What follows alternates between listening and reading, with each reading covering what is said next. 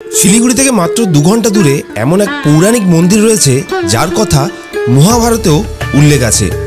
সেই মন্দিরের খোঁজে আজ আমরা ভারতের বর্ডার ক্রস করে পৌঁছে গেলাম নেপালে।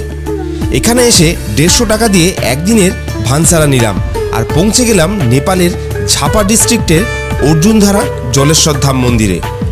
শিলিগুড়ি থেকে প্রায় 53 কিলোমিটারের রাস্তা, সময় লাগবে 2 থেকে 2.5 ঘন্টা।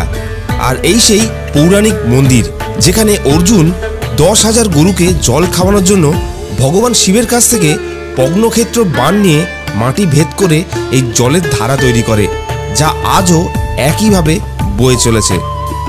তাই এই মন্দিরকে পূর্বের পশুপতিনাথ মন্দিরও বলা হয়। এখানে মোট 108টি শিবলিঙ্গ আছে। অর্জুন ধারায় বয়ে যাওয়া জল নিয়ে এই শিবলিঙ্গের মাথায় ঢাললে সব মনের বাসনা পূর্ণ হয়, এমনটাই সবাই মানেন। আপনি কি জানতেন এই পৌরাণিক মন্দিরের কথা? অবশ্যই কমেন্টসে জানাবেন। আর পুরো গল্প শোনার জন্য নিচে লিঙ্কে ক্লিক করতে ভুলবেন না।